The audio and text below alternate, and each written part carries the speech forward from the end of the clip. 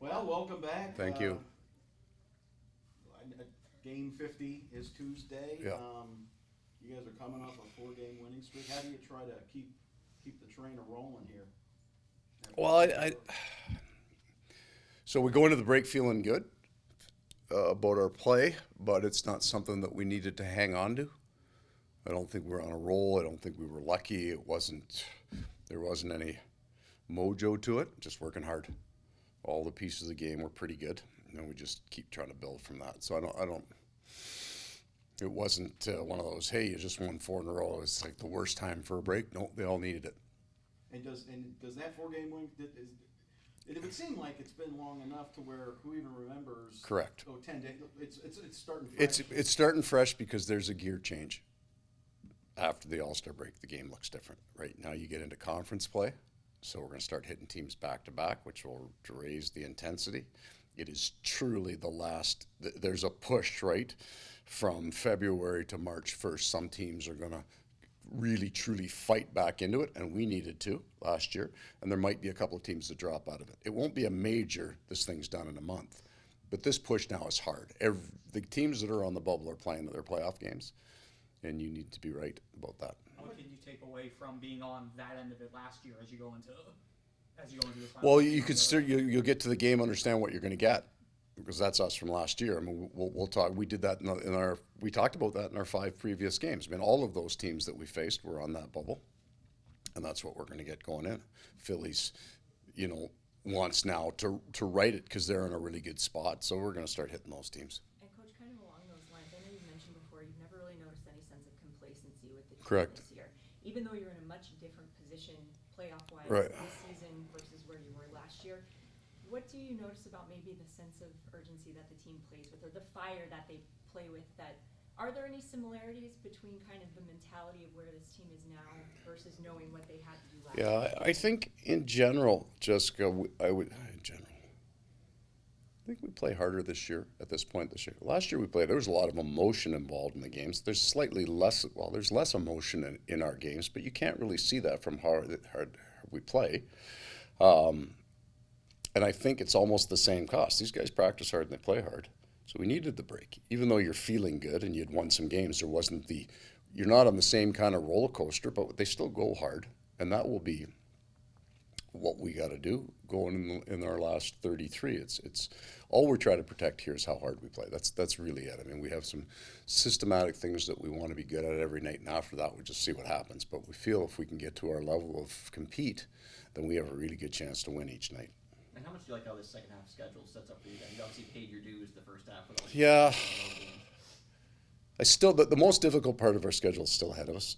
Now we've got a huge benefit. We changed time zones once, right? We went to Dallas, and that's it. So we've paid for that in terms of those are kind of hidden costs where time zone changes, late flights, West Coast trips. They slow you down, but there's not really an excuse. It can be laid out nicely, play every second night. And you'll look at that schedule, so it's not difficult. We say, well, we just done it for once a month. We got 3 sets of 4-game weeks. We get back-to-back 4-game weeks. We're the fourth, and it's the last 4-game week is 4 divisional games. So there's a back-to-back in all those. There has to be to have a 4-game week. And they're back-to-back. That's going to be brutal. So we've also just came off a 4-game week, and we're pretty good. So we just know it's going to be hard. I'm not saying we got to play harder now because we just got to play hard. Hold ourselves to a standard of compete and be honest about it. Cousins, Lockwood, just where things stand with the two of them? Well, Nick's in the full contact. We didn't have much of it today, but we'll get into more contact tomorrow. And then Lockwood's not there yet, so he's not in consideration. But Nick getting through then tomorrow would be in consideration. And coming here, you got the skate on the second sheet today. Yeah. Every time we walk in here, it seems like there's something new. Your podium, you never see the podium, but the podium's fixed up nice for you. Pretty. Like everything's, TV, Yeah, it's all coming together, right? And it took a while. And there's, you almost, you know what I'm talking about. You got to live in a house for a while before you know what rooms you got to paint first. So there's stuff we got to fix. Not fix isn't the right word. We're from our first time in, and then we took a break. We kind of went through that. Now we're in. So we're going to be here, and everything's really great. At the end of the day, you want the ice sheets to be good. This is a beautiful facility, but it's all about the ice. So we tried both sheets today, just so we're not doing that later. Let's get used to changing sheets. Let's check the other ice. It's different. It's got the ringette circles on it, so it's a little different mentally. What you see going up and down the ice, I just want the players to get used to all the new, get it all out of the way. But the ice is really good here, so that's priority one. So that hasn't been a problem. I know you said day one the ice was good, but did it continue? Yeah, it's been fine. We didn't have to go out. We didn't have to come off the ice today. I just wanted to go over to the other side because we hadn't yet. I want that available. We'll probably do it tomorrow in special teams. We'll get to some special teams work at the back half of practice. We didn't have to lead the ice, but we want to. And going into training camp for next year, we use both sheets. We want to get used to how to do it. Even what door you're walking through, all the newness, we want to get it in to become a routine for us. One of the big announcements at All-Star Weekend, NHL is going back to the Olympics in Awesome. 2026. Just Yeah. How important is it for the NHL to have and be a part of an event like that? Because I mean, it's been a while, and you talk about the guys in the room that haven't had a chance yet. They're Right. going for it, and obviously you look back at past Olympics, and those memories just last and last. So if you went back 30 years, I wasn't a fan of the idea of professional athletes being in the Olympics, and then it got to the point that these guys are all professional athletes now. The days of the amateur athlete at the Olympics are pretty much over. And then you think about, I watch all different kinds of sports in the Olympics. Sports that I don't watch for 4 years, but if there's some version of biathlon, somebody on skis with a gun, I'm watching it, right? That's cool as hell to me. How they can, like they're not throwing up after that, and then they're shooting lights out. Okay, cool as hell.